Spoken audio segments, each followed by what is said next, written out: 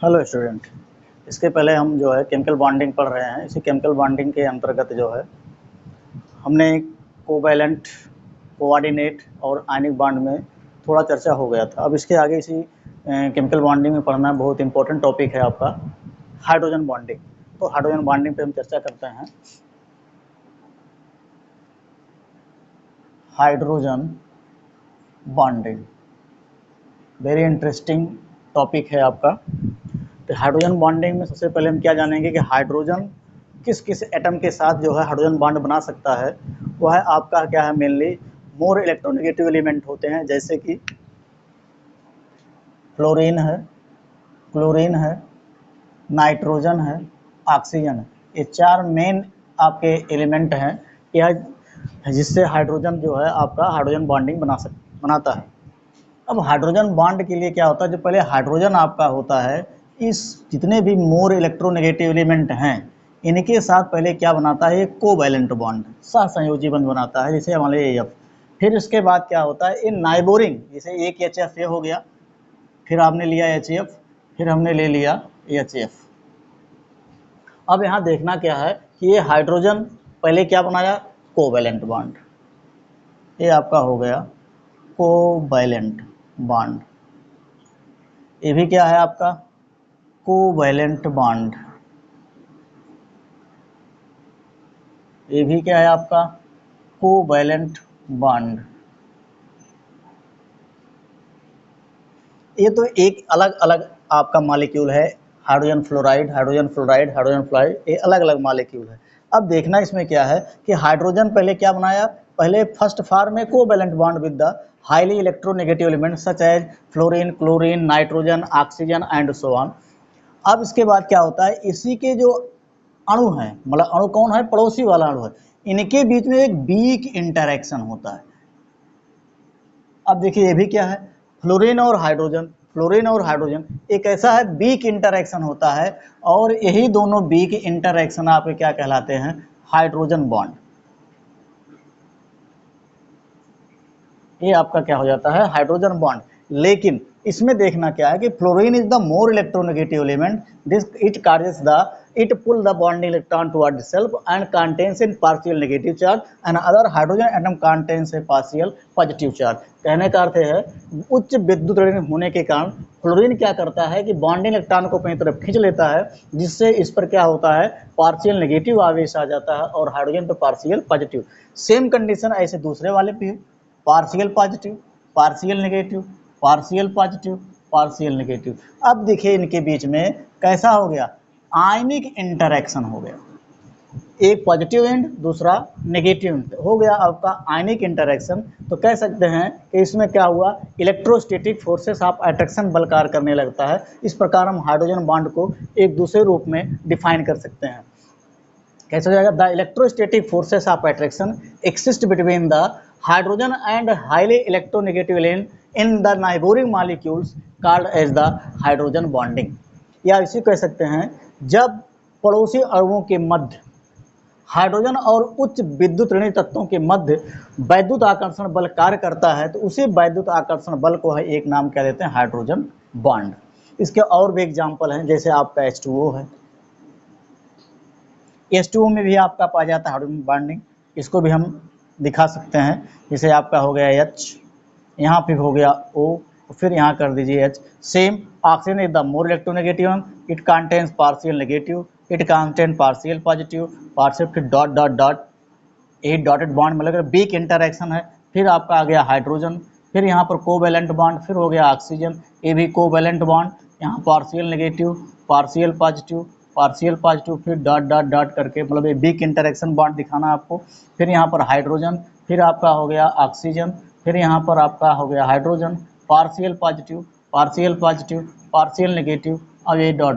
कहने का मतलब जो बीक, जितने भी बीक इंटरेक्शन आपके होंगे, यही आपका क्या होता है, हाइड्रोजन बॉन्ड। ये आपका हाइड्रोजन बॉन्ड हो गया, जितने भी बीक वाले हैं ये सब हाइड्रोजन बॉन्ड। बाकी ये दोनों क्या है, सब में ये दोनों जितने भी हैं कोवैलेंट बॉन्ड, कोवैलेंट बॉन्ड। तो जनरली जो हाइड्रोजन होता है, इसकी सबसे कम विद्युतात्मकता होती है और इस विद्युत ऋणात्मकता कम होने से क्या होता है, जो आपके अन्य मोर इलेक्ट्रोनेगेटिव एलिमेंट होते हैं ये बॉन्डिंग इलेक्ट्रॉन को अपनी तरफ खींच लेता है, इसलिए इनके बीच में एक आयनिक इंटरेक्शन पाया जाता है और यही आयनिक इंटरेक्शन हाइड्रोजन बॉन्ड के रूप में डिफाइंड हो जाता है। तो ये तो इस कंडीशन पे हो गया। अब इसके दो प्रकार के आपके होते हैं हाइड्रोजन बॉन्डिंग, इसको भी हम इसको नोट डाउन कर लीजिएगा, फिर देख सकते हैं हाइड्रोजन बॉन्डिंग का type.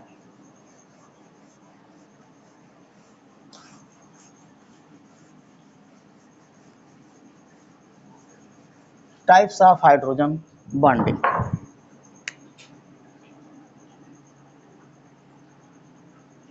Types of hydrogen bonding, उसी वीक इंटरैक्शन के आधार पर ये दो प्रकार के इसमें हाइड्रोजन बॉन्डिंग पाए जाते हैं। पहला है आपका है इंटरमॉलिक्यूलर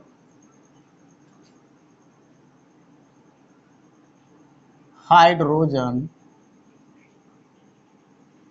बॉन्डिंग और दूसरा आपका होता है intramolecular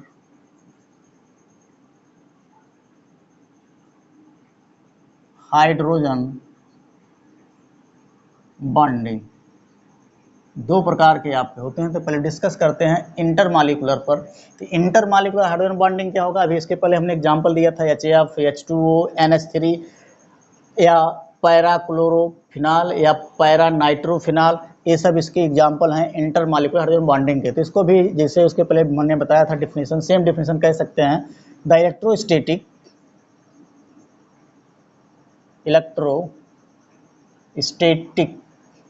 forces of attraction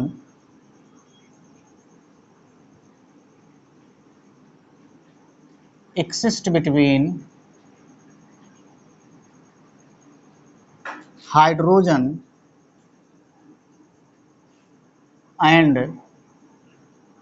more electronegative element in the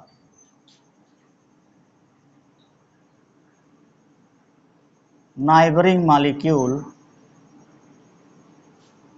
called as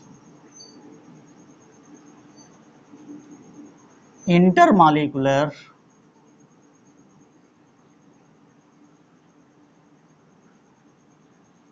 hydrogen bonding.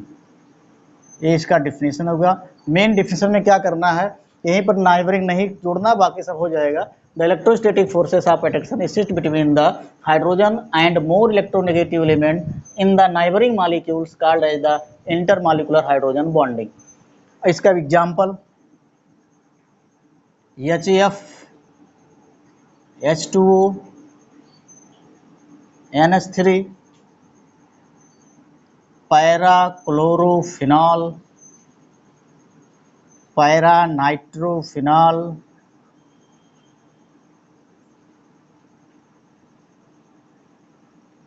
ETC आपका लगा दी एक्सेट्रा, ये सब आपके इसके एग्जाम्पल हैं। और इसके पहले हमने HAF में भी दिखाया था, H2O में भी, NH3 में। अब इन दोनों में हम दिखा देते हैं कैसे आपका इंटरमॉलिक्यूलर हाइड्रोजन बॉन्डिंग एक्सिस्ट करता है।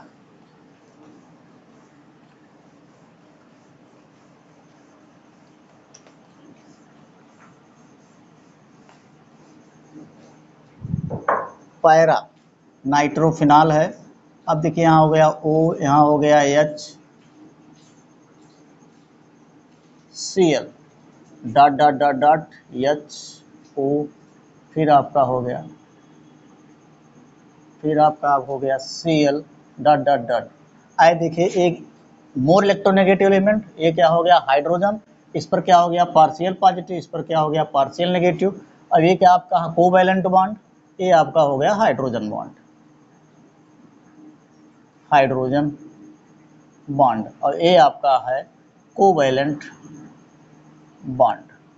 जैसा हमने पहले बताया था कि हाइड्रोजन पहले क्या बनाता है कि मोर इलेक्ट्रोनेगेटिव के साथ कोवैलेंट बॉन्ड बनाता है, और उसके पड़ोसी वाले के साथ क्या बनाता है आपका बिग बॉन्ड बनाता है, और यही बिग बॉन्ड क्या कहलाता है हाइड्रोजन बॉन्ड। तो ये आपका हो गया hydrogen bonding, hydrogen bonding in para chlorophenol. इसी प्रकार आपका पैरा नाइट्रोफिनाल में भी शो करता है सेम कंडीशन में। इसके बाद दूसरा नंबर, इसको नोट डाउन कर लीजिएगा। Second number,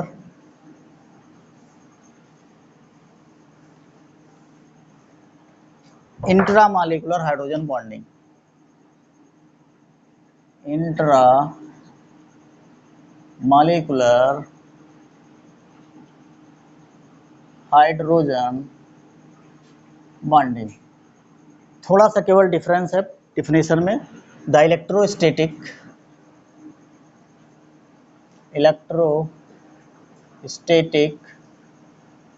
forces of attraction exist between hydrogen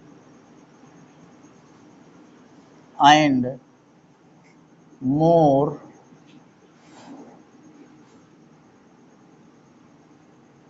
electronegative element in the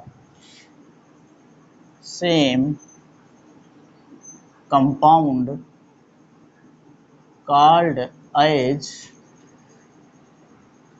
intramolecular hydrogen bonding.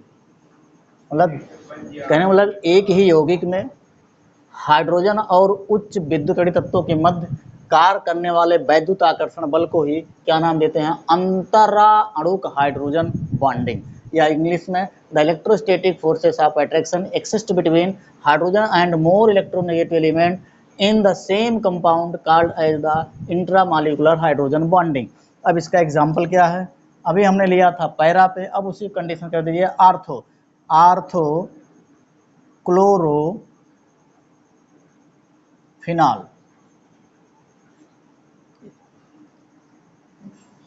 ये देखिए फिनॉल हो गया, ओ बॉन्ड एच, कह रहा आर्थो पोजीशन पे यहाँ लगा दीजिए Cl, तो यहाँ पर डॉटेड लाइन। अब देखिए क्या हुआ, कोवैलेंट, ये क्या हो गया? Hydrogen bond, hydrogen bond. ये है आर्थो क्लोरोफिनॉल। दूसरा ortho nitrophenol, same example, same type, N, एक आपका कोऑर्डिनेट बॉन्ड बनाएगा और दूसरा वाला हो गया ऑक्सीजन, और यहाँ पर एक मिनट चेंज कर देते हैं, यहाँ हो गया ऑक्सीजन, यहाँ हो गया H, और यहाँ हो गया N, और यहाँ दिखा दीजिए डबल बॉन्ड O, और यहाँ दिखा दीजिए एक कोऑर्डिनेट बॉन्ड O, और यहाँ पर डॉटेड। अब देखिए यहाँ पर क्या हो गया, ये हाइड्रोजन बॉन्ड। अब ये आपका हो गया आर्थो नाइट्रोफिनॉल। इन सब में क्या एक्सेस करता है? Intramolecular hydrogen bonding, intramolecular hydrogen bonding. Orthonitrophenol और आर्थोक्लोरोफिनॉल दोनों में क्या पाया जाता है? Intramolecular hydrogen bonding. इसको नोट डाउन कर लीजिएगा।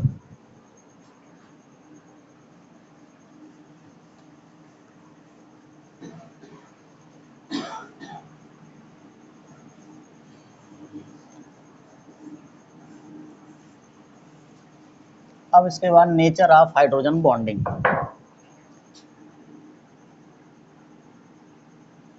Nature of hydrogen bonding. Hydrogen bond का नेचर अभी भी हमने क्या बताया कि वीक इंटरैक्शन होता है। तो इस वीक इंटरैक्शन होने के कारण क्या होता है? बहुत ही क्षीण होता है। इसे अबाउट 10 किलो कैलोरी ऊर्जा की आवश्यकता होती है इसको तोड़ने के लिए, जबकि जो आपका कोवैलेंट बॉन्ड पाया जाता है इसको तोड़ने के लिए क्या होता है, लगभग 400 किलो जूल एनर्जी की आवश्यकता होती है। इसलिए हम कह सकते हैं जो आपका हाइड्रोजन बॉन्ड की प्रकृति को क्या कैसा है, वीक होता, मतलब कमजोर बंध होता है, किसके अपेक्षा, सहसंयोजी बंध की अपेक्षा बहुत ही कमजोर होता है। तो इसमें यहाँ आप लिख सकते हैं कि जो the hydrogen bond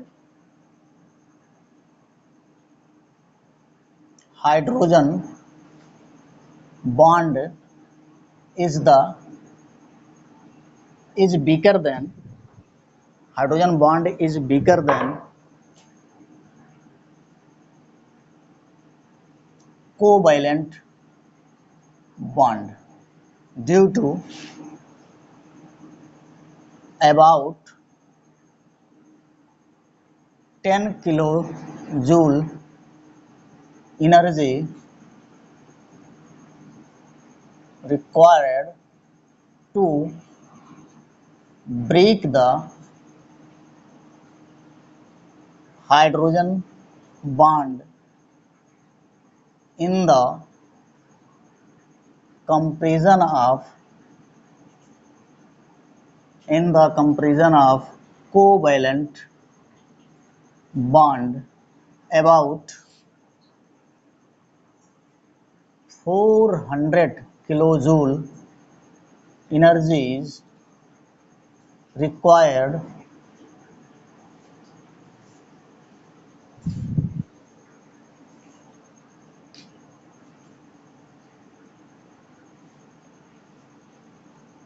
to break the covalent